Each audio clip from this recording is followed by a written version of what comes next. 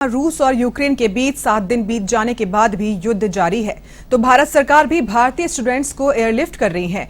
ऐसे में दिल्ली में राजस्थान हाउस बच्चों से फुल हो चुका है, जहां सभी के रहने की व्यवस्था की गई है। अब जो बच्चे आ रहे हैं उन्हें चाणक्यपुरी गेस्ट हाउस में ठहराया गया है। राजस्थान के 3 कैबिनेट मंत्री सुभाष गर्ग, टीकाराम जूली और ममता भूपेश को सुरक्षित राजस्थान तक पहुंचाने की जिम्मेदारी सौंपी गई है। साथ ही यूक्रेन से लौटे भारतीय छात्रों से आप बीती जानी हमारी संवाददाता ज्योति सिंह ने। यूक्रेन में फंसे हुए भारतीय छात्र इस वक्त दिल्ली आ पहुंचे हैं और राजस्थान से ये सभी भारतीय छात्र बिलोंग करते हैं। इस वक्त राजस्थान भवन में राजस्थान सरकार द्वारा जो अभियान चलाया गया उसके तहत ये लोग यहाँ पर आ पहुंचे हैं।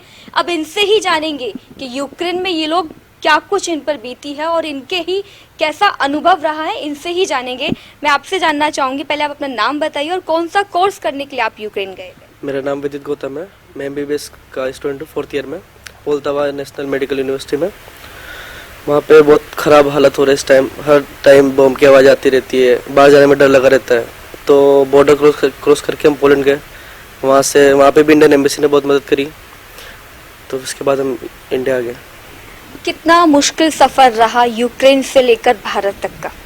पहले तो मतलब यूक्रेन पोलैंड बॉर्डर पर हमको निकलने नहीं दे रहे थे, फिर हमें दूसरे वे से निकले और फिर बड़ी मुश्किल से आए, फिर आगे एम्बेसी ने हेल्प की और हम पहुंच गए वहाँ तक। बिल्कुल।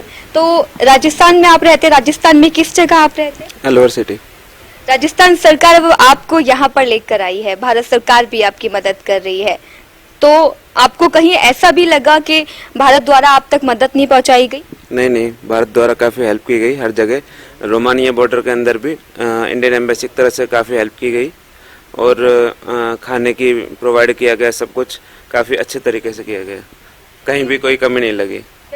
कई मोमेंट ऐसे आए वहाँ पर, क्योंकि हम यहाँ से तस्वीरें देख रहे थे तो हमारा दिल दहल जा रहा था, आप लोग तो वहाँ पर देख कर आ रहे हैं। कुछ ऐसा इंसिडेंट जो आप बताना चाहें टीवी के जरिए? नहीं, मतलब काफ़ी डरावना था, क्योंकि हम जिस फ्लैट में रह रहे थे उसके बाद सुबह सुबह 2-3 ब्लास्ट की आवाज़ें आई और हम सब बहुत डर गए थे। उसके बाद घर वालों से कांटेक्ट किया, फिर एम्बेसी कांटेक्ट किया और फिर अगले ही दिन हम वहाँ से निकले। जितना जल्दी निकलना हुआ उतना ही जल्दी अच्छे रहा हमारे लिए। बिल्कुल। देखिए, कई बार आपको कांटेक्ट भी दिए गए थे, हेल्प डेस्क के भी नंबर दिए गए थे। कई बार ऐसा हो रहा था कि आप लोग सभी एक साथ ट्राई कर रहे थे, नंबर बिजी जा रहे थे, काफ़ी सारी तकलीफें आप लोगों को झेलनी पड़ी। तो किस किस तकलीफों से आप निकल कर यहाँ तक पहुँचे? स्टार्टिंग में तो हमारे साथ ये था कि सही न्यूज़ नहीं होने की वजह से बॉर्डर कई बार दूसरे बॉर्डर पे पहुँच गए जहाँ पे लोग नहीं जाना चाहिए था, पर बाद में लोगों की सही न्यूज़ आने के बाद उन्होंने कहा कि अभी रुक कर हम गए, तो वो ज़्यादा सही था। आपका अनुभव वहाँ से लेकर यहाँ तक का कैसा रहा? एक्सपीरियंस तो बड़ा ही अजीब रहा, यही कह सकते हैं, क्योंकि सबसे पहले हमें जैसे इसने बताया कि गलत इन्फॉर्मेशन मिल गई थी, तो हम क्रोकोवेट्स बॉर्डर पर चले गए। तो वहाँ पर अलाउ सिर्फ व्हीकल्स वालों को कर रहे थे। तो फिर हमें इन्फॉर्मेशन मिली कि शहनी बॉर्डर से आसानी से जाने दिया जा रहा है, तो हम वहाँ गए। तो वहाँ इतनी लंबी लाइन होने के कारण कम से कम 36 से 40 किलोमीटर चलना पड़ा। उसके बाद भी 3 दिन तक बॉर्डर पे ही रुके, कोई एंट्री नहीं मिली। वहाँ से मतलब जंगल था तो ठंड बहुत ज़्यादा थी, तो जैसे तैसे वहाँ से निकला कोशिश की। चौथे दिन हमने प्रोटेस्ट किया तो फिर उन्होंने लाठी चार्ज वगैरह किया। फिर ओवरऑल वहाँ से निकलना ही सही समझा। वापस हॉस्टल आए, हॉस्टल आके 1 दिन वहीं 2 दिन वहीं स्टे किया, वापस डिसीजन लिया कौन से बॉर्डर पे निकलना है। फिर इन्फॉर्मेशन मिली कि अब क्रेकोवेट्स खुल चुका है, क्योंकि जनरल वीके सिंह जी वहाँ पर आए हैं, पोलैंड उन्होंने बात की। तो फिर हमने फाइनली डिसीजन किया और रात को 12 बजे के करीब वापस क्रेकोवेट्स बॉर्डर पे निकले। करीब 3-4 किलोमीटर चलने के बाद हमें एंट्री आसानी से मिल गई, लेकिन जो सहनी बॉर्डर पे हुआ वो सही नहीं था थोड़ा। अच्छा, कुछ तस्वीरें ऐसी भी आई जहाँ पर हमने देखा कि बॉर्डर्स पर छात्रों के साथ मारपीट हुई, इस तरीके का आपने कुछ वहाँ पर तस्वीरें देखी? क्या आप लोगों के साथ भी ऐसा कुछ हुआ? हाँ जी, वो लवीव से पोलैंड बॉर्डर की तस्वीर थी। मैं भी उसी बॉर्डर पे था और मेरे से कुछ मीटर्स दूरी पर ही वो वायलेंस हो रही थी। तो वैसे हमने खुद ने पर्सनली फील नहीं किया, लेकिन मैंने वो अपने आंखों से देखा था कि जैसे एयर फायर हुआ था और कुछ बच्चों से लाठीचार्ज भी किया गया, कुछ लड़कियों को भी थोड़ा वायलेंस हुआ था, तो हमने देखा था, लेकिन उससे हम पीछे हट गए थे। फिर वापस घर आके अब कैसा लग रहा है? घर तो आप पहुंचे नहीं, लेकिन देश आप पहुंच चुके हैं, वतन वापसी आपकी हो चुकी है। हाँ, Motherland is not less than a home. That's it. चलिए, धन्यवाद हम सभी से बात करने के लिए। बताना चाहूँगा यूक्रेन में जो इंडियन एम्बेसी है वो बिल्कुल भी कोऑपरेट नहीं करती इंडियंस के साथ में। फ़ोन नहीं उठाती, मैसेज का रिप्लाई नहीं देती। तो उनकी वजह से हम पोलैंड बॉर्डर पर फंसे मैम, सही में 3 दिन तक 4 दिन तक लगे हमको बॉर्डर क्रॉस करने में। -5 डिग्री में हम बैठे रात भर दिन भर। लेकिन यूक्रेन की तरफ से कहा जा रहा था कि हम फुल सपोर्ट कर रहे हैं इंडियन स्टूडेंट्स। सपोर्ट नहीं था उनका, कुछ भी सपोर्ट नहीं था, ना खाने के लिए, ना पीने के लिए, ना रहने के लिए, कुछ सपोर्ट नहीं था उनका। ये मेरे सारे भाई बैठे हैं, ये भी उसी बॉर्डर से आए, इनसे पूछ लो, कुछ भी ऐसा कुछ था। हाँ, ऐसा बहुत जगह पे था कि बिल्कुल कुछ भी सपोर्ट नहीं, फ़ोन भी नहीं उठा रहे, और फ़ोन उठाने के बाद बोल रहे कि हम वैसा कर देंगे, फिर हम वापस कॉल करते हैं तो फ़ोन बंद होता है उनका। प्रॉब्लम थी वैसे।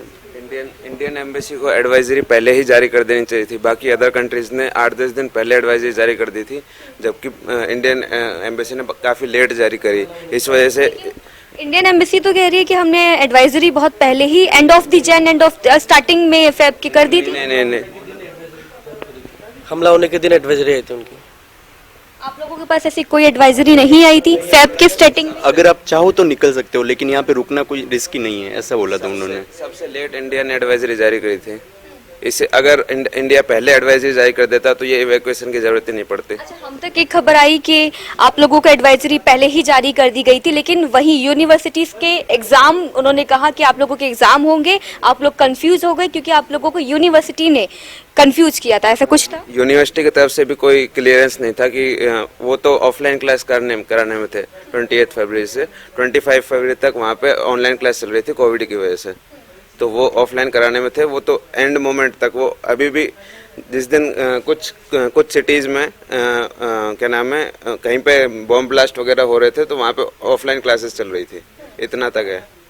हमारे कोविड सेंटर में बैठे थे, तब भी मैडम का कॉल आ रहा था कि आपकी क्लास है, तो हमने फ़ोटो भेजी, मैम हम मतलब कि हम रेस्क्यू सेंटर बैठे हैं और यहाँ पे क्लास कैसे लें, पर फिर मैम बोले ठीक है, तब उसने हमारी बात मानी, वरना वो क्लास मतलब तभी ले रहे थे हमारी।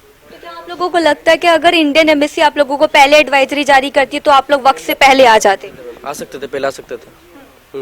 बाकी अदर कंट्रीज की एम्बेसीज ने पहले ही जारी कर दी थी, तो उनके पहले ही निकल चुके थे सिटीजन्स। इंडियन एम्बेसी ने कोई स्ट्रिक्ट एडवाइजरी जारी नहीं की थी ताकि आप यहाँ से निकल जाओ, यहाँ पे कुछ खतरा है। उन्होंने ये कहा था कि आप अपना सेफ साइड लेके निकल सकते हो अगर आप जाना चाहते हो, तो उन्होंने ये कहा था बस। उन्होंने एक तरीके से फॉर्मेलिटी से पूरी कही थी कि उसमें ऐसे लिख रखा था आपको जाना है तो जाओ, वरना मत जाओ, आपके ऊपर है। कि पहले कर देते तो आप लोग सही समय पे वापस आ जाते, इजीली आ जाते। ये इवैक्यूएशन का जो ये चला रहे हैं इतना ऑपरेशन गंगा, इसकी जरूरत नहीं पड़ती। बिल्कुल। आप लोगों के साथ अभी आपके साथी भी वहाँ पर फंसे हुए हैं, जिस तरीके की सिचुएशन है उसको लेकर कुछ कहना चाहेंगे? नहीं, बस सब लोग जल्दी से घर पे आ जाए, सब लोग सुरक्षित आ जाए, क्योंकि हमारे 1-2 भाई भी वहाँ पे उनकी डेथ हो गई है, तो वो अच्छा नहीं लगता है। इंडियन एम्बेसी को कोऑपरेट करना चाहिए इंडियन स्टूडेंट्स के साथ में।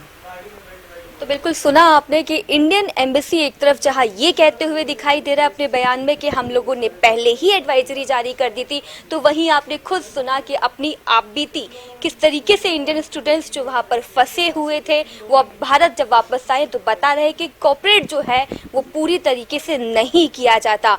क्या सच है क्या झूठ, ये तो खुद आप लोगों ने सुना ही। भारतीय स्टूडेंट्स जो खुद बता रहे हैं कि इंडियन एम्बेसी की तरफ से ये कहा गया था कि स्टार्टिंग ही फेब के एम्बेसी ने जो है एडवाइजरी जारी कर दी थी, लेकिन एडवाइजरी जारी नहीं हुई थी। खुद इंडियन एम्बेसी पूरी तरीके से श्योर नहीं था कि क्या स्टेप लेना चाहिए। कैमरा पर्सन विकास के साथ ज्योति सिंह, A1 TV।